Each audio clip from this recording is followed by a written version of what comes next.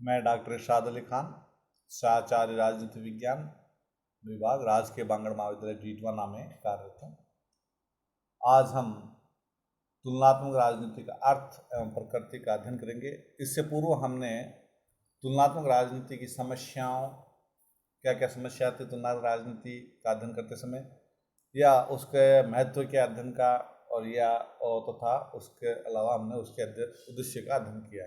आज हम इसके अर्थ और प्रकृति का अध्ययन करेंगे। अर्थ और प्रकृति में हम विशेष रूप से उसकी परिभाषाओं का अध्ययन करेंगे, जैसे कि तुलनात्मक राजनीति विभिन्न शासन व्यवस्थाओं, राजनीतिक प्रक्रियाओं, राजनीतिक व्यवहार का तुलनात्मक ढंग से अध्ययन तथा विश्लेषण है। हम मानते हैं एम कार्टिस के अनुसार तुलनात्मक राजनीति का संबंध संस्थाओं की कार्यविधि व राजनीतिक व्यवहार की महत्वपूर्ण निरंतरताओं, समानताओं और असमानताओं से है। जीन ब्लॉन्डले ने इस संबंध में कहा है, तुलनात्मक राजनीति वर्तमान विश्व में राष्ट्रीय सरकारों के प्रतिमानों का अध्ययन है। आर ब्राइबंटी ने कहा है कि तुलनात्मक राजनीति संपूर्ण सामाजिक व्यवस्था में उन तत्वों की पहचान और व्याख्या है जो राजनीतिक कार्यों और उनके संस्थागत प्रकाशन को प्रभावित करती है।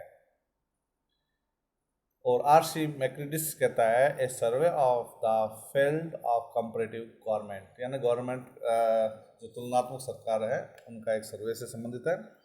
यानी इन परिभाषाओं के आधार पर हम ये कह सकते हैं कि यह यानी तुलनात्मक राजनीतिक संरचनाओं और व्यवहारों की समानताओं असमानताओं से संबद्ध है।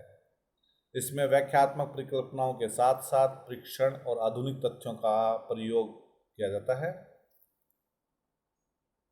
तुलनात्मक राजनीति एक स्वतंत्र अनुशासन है, क्योंकि एक स्वतंत्र अनुशासन के लिए जिन आवश्यक, सुस्पष्ट एवं सुनिश्चित विषय क्षेत्रों की जरूरत होती है वे सब इसमें है। अध्ययन संबंधी इसकी अपनी विकसित पद्धतियां और प्रविधियां भी है। तुलनात्मक राजनीति के ज्ञान के बिना सम्यक राजनीतिक ज्ञान असंभव है। तुलनात्मक राजनीति की प्रकृति का जब हम अध्ययन करते हैं तो हमारे समक्ष, जैसे अनेक विद्वानों ने कहा है कि इस अलग अलग व्यू दिए हैं कि तुलनात्मक राजनीतिक प्रकृति कैसी होगी, परंतु हम एक स्वतंत्र अनुशासन के रूप में और इनके जो विद्वान हुए हैं इससे संबंधित, उन्होंने प्रमुख दो धाराओं का वर्णन किया है।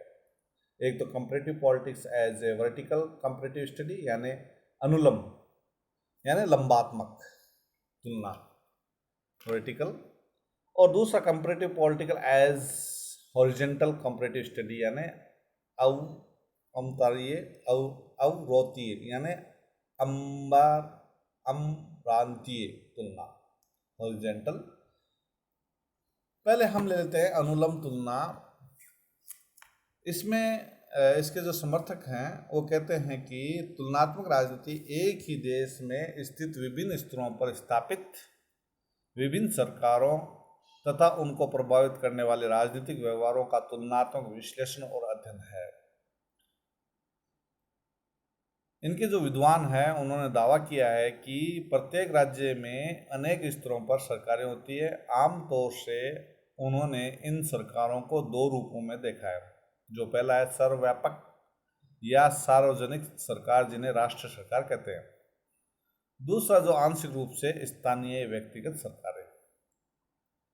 यानी इस धारणा में तुलनात्मक राजनीति का संबंध इस प्रकार की, एक ही देश में सर्वव्यापक या राष्ट्र सरकार तो है ही होती है, एक होती ही है केंद्र सरकार, लेकिन आंशिक सरकारें अनेक होती है। इसलिए इनसे संबंध राजनीतिक प्रक्रियाओं तथा संस्थाओं की तुलना करके निश्चित निष्कर्ष निकाला जा सकता है।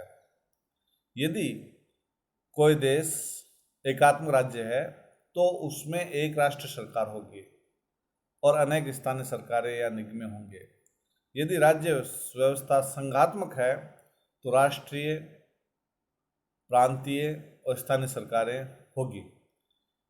यानी इसमें एक ही राज्य में विभिन्न स्तरों की तुलना करना, यानी कि एक ही राज्य में वर्टिकल जो कंपैरेटिव स्टडी कहलाती है, कंपैरिजन कहलाता है।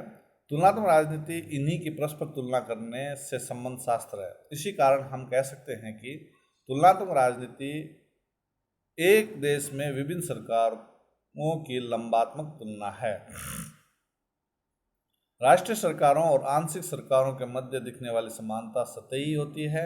यदि इन समानताओं की गहराई में हम प्रवेश करें तो इनमें सिर्फ असमानता ही दिखाई पड़ती है। इन सतही समानताओं का जो एक ही देश की विभिन्न सरकारों में दिखाई देती है, विस्तृत विवेचना करके ही इनमें व्याप्त असमानताओं को समझा जा सकता है।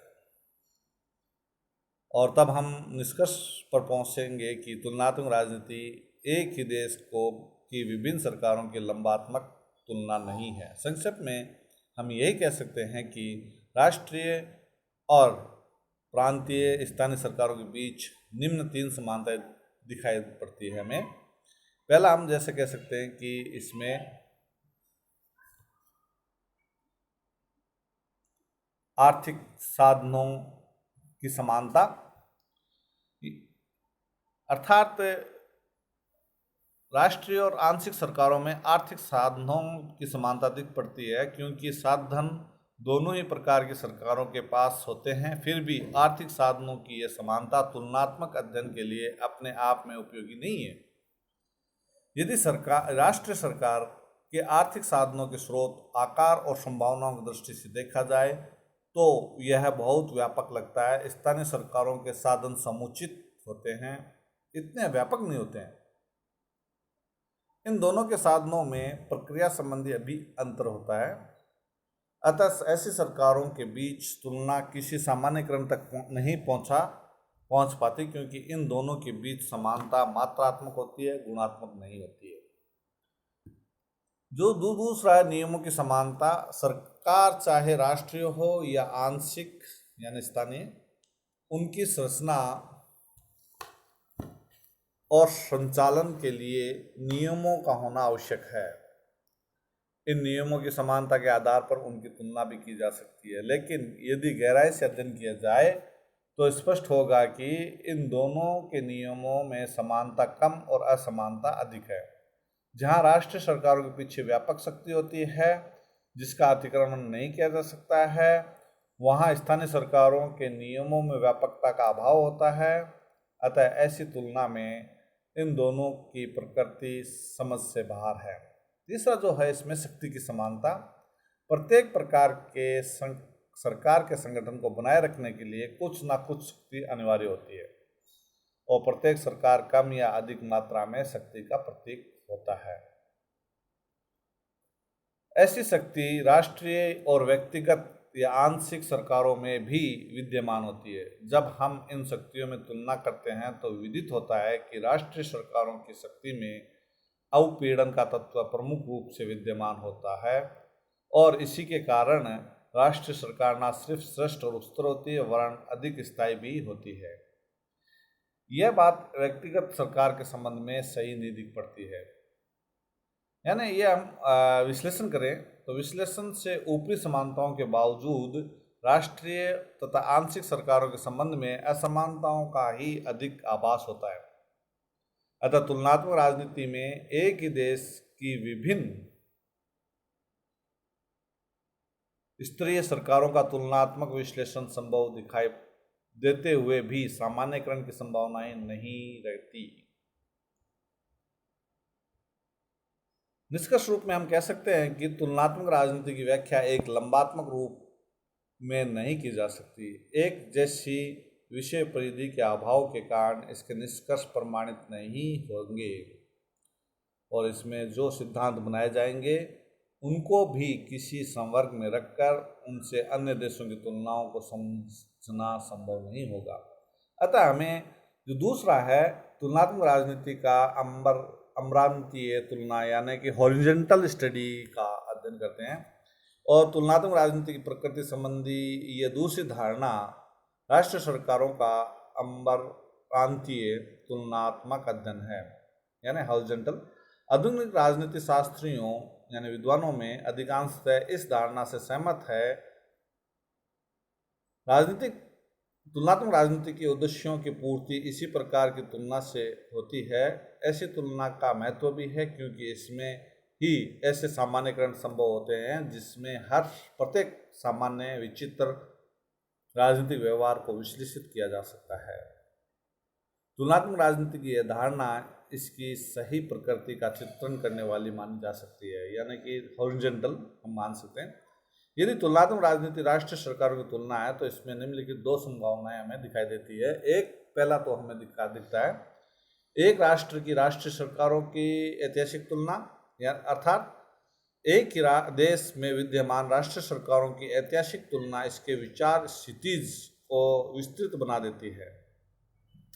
प्रत्येक राज्य की वर्तमान राजनीतिक व्यवस्थाओं की एक लंबी ऐतिहासिक पृष्ठभूमि होती है।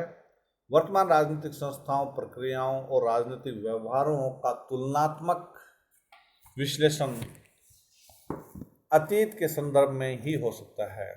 एक देश में जो विभिन्न राष्ट्रीय सरकारें हुई है उनका तुलनात्मक अध्ययन आवश्यक भी है, क्योंकि इसी से अतीत के ज्ञान के संदर्भ में वर्तमान राजनीतिक व्यवहार की प्रकृति को समझना संभव है।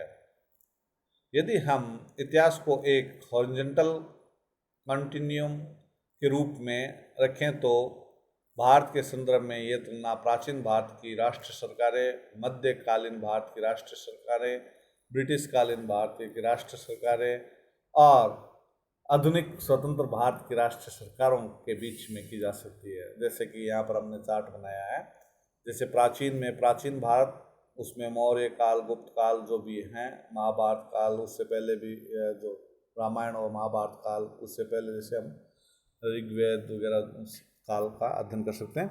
उसके अलावा जैसे बाद में मध्यकाल में हम सल्तनत काल, मुगल काल का और ब्रिटिश काल का अध्ययन करते हैं, और आधुनिक काल में हम स्वतंत्र भारत, जो भारत 1947 के बाद जो स्वतंत्र हुआ 15 अगस्त 1947 से, उससे लेकर आज तक का हम अध्ययन करते हैं। यानी इससे हम यह विश्लेषित करते हैं कि स्वतंत्र भारत की वर्तमान राष्ट्रीय सरकार के व्यवहार की विशेषताओं को अतीत की राष्ट्रीय सरकार से तुलना करके अधिक स्पष्ट किया जा सकता है। अर्थात आधुनिक भारत में भी हम आज ये कह सकते हैं स्वतंत्र भारत में कि प्रधानमंत्री मोदी का काल और प्रधानमंत्री इंदिरा गांधी का काल और प्रधानमंत्री जवाहरलाल नेहरू का काल का हम तुलनात्मक अध्ययन कर सकते हैं। इसके बाद दूसरा जो बिंदु है हमारा, वो है समकालीन विश्व में व्याप्त राष्ट्रीय सरकारों की अम्रांतीय तुलना, यानी हॉरिजॉन्टल तुलना। और उसमें हमें कह सकते हैं तुलनात्मक राजनीति की सर्वमान्य प्रकृति संबंधी धारणा आज यही है कि यह तो समकालीन विश्व में प्रचलित राष्ट्रीय सरकारों का तुलनात्मक अध्ययन है। वास्तव में ऐसी तुलना से न सिर्फ सामान्यकरण संभव है, वरन राजनीतिक व्यवहार के संबंध में ऐसे सिद्धांतों का प्रतिपादन भी किया जा सकता है जिनसे प्रत्येक देश की राजनीतिक व्यवस्था की जानकारी प्राप्त की जा सकती है। इनके प्रत्येक राजनीतिक घटना का स्पष्टीकरण किया जा सकता है और इस प्रकार राजनीतिक संस्थाओं और व्यवस्थाओं की प्रकृति और कार्यविधि को समझा जा सकता है। तुलनात्मक राजनीति के प्रकृति संबंधी उपयुक्त विश्लेषण से यह स्पष्ट है कि तुलनात्मक राजनीति एक स्वतंत्र अनुशासन है जो राजनीति शास्त्र में एक महत्वपूर्ण शाखा बन गई है। यद्यपि इसका अध्ययन भी राजनीतिक संस्थाओं से संबंध राजनीति से है, फिर भी यह राजनीति शास्त्र से इस अर्थ में भिन्न है कि इसमें राज्य और गैर शासकीय राजनीति दोनों का ही अध्ययन सम्मिलित होता है। राजनीति शास्त्र गैर शासकीय राजनीति से प्रत्यक्ष रूप से संबंध नहीं होता, अतः तुलनात्मक राजनीति सिर्फ एक ही देश की विभिन्न राष्ट्रीय सरकारों का ऐतिहासिक संदर्भ में और राष्ट्रीय सीमाओं के आर पार तुलनात्मक अध्ययन नहीं, वरन यह राजनीतिक प्रक्रियाओं व राजनीतिक व्यवहार तथा सरकारी तंत्रों को प्रभावित करने वाली गैर सरकारी व्यवस्थाओं का भी तुलनात्मक अध्ययन है। आज तुलनात्मक अध्ययन की प्रकृति के संबंध में हम उपयुक्त तथ्यों के बावजूद निम्न तथ्य प्रस्तुत कर सकते हैं, जैसे तुलनात्मक राजनीति पश्चिमी, गैर पश्चिमी तथा साम्यवादी देशों की संस्थाओं का तुलनात्मक विश्लेषण है। तुलनात्मक राजनीति विविध राजनीतिक संस्थाओं के साथ साथ अराजनीतिक संरचनाओं और उनके प्रभावों का अध्ययन है। तुलनात्मक राजनीति में राजनीतिक संरचनाओं की अपेक्षा मानव स्वभाव, उनकी परिस्थितियों तथा उनके व्यवहार के अध्ययन को अधिक महत्व प्रदान किया जाता है। तुलनात्मक राजनीति में राजनीतिक क्रियाकलापों, राजनीतिक प्रक्रिया और राजनीतिक सत्ता का अध्ययन किया जाता है। इसमें विभिन्न राजनीतिक प्रणालियों के मूल्यों की तुलना की जाती है। हमारे बीए सेकेंड ईयर में जो कॉलेज है, एमडीएस कॉलेज के अधीन है, एमडीएस यूनिवर्सिटी के अधीन है कॉलेज। इसमें हम जो प्रथम पेपर में है 5 देशों का अध्ययन करते हैं, जिसमें संयुक्त राज्य अमेरिका, ब्रिटेन, फ्रांस, स्विट्जरलैंड, चीन। यानी कि चीन जो साम्यवादी राष्ट्र है, और स्विट्जरलैंड को हम कह सकते हैं कि प्रत्यक्ष लोकतंत्र का गढ़ है, और अमेरिका जो है, ब्रिटेन, अमेरिका लिखित सबसे छोटा संविधान है, 7 अनुच्छेद जिसमें, और ब्रिटेन अलिखित संविधान है। हम इनका अध्ययन करते हैं तो तुलनात्मक रूप से अध्ययन करने पर उनकी जैसे विशेष रूप से हम ये अध्ययन करेंगे कि उसकी संविधान की विशेषताएं, 500 देशों के साथ में संविधान की विशेषताओं का तुलना करके हम अध्ययन करेंगे तो जल्दी याद होता है। उसके बाद में उसके व्यवस्थापिका, कार्यपालिका, न्यायपालिका, तीनों अंगों का हम तुलनात्मक अध्ययन करेंगे, और उसके बाद में हम उसके दलीय व्यवस्था, दबाव समूह का अध्ययन करेंगे। यानी हम इसकी तुलना करते हुए हम इसका अध्ययन करते हैं तो ये जल्दी याद होता है अपेक्षाकृत कि हम रटने से। रटना अच्छी आदत नहीं है, समझना अच्छी आदत है। आज इतना ही, आगे हम कल पढ़ेंगे।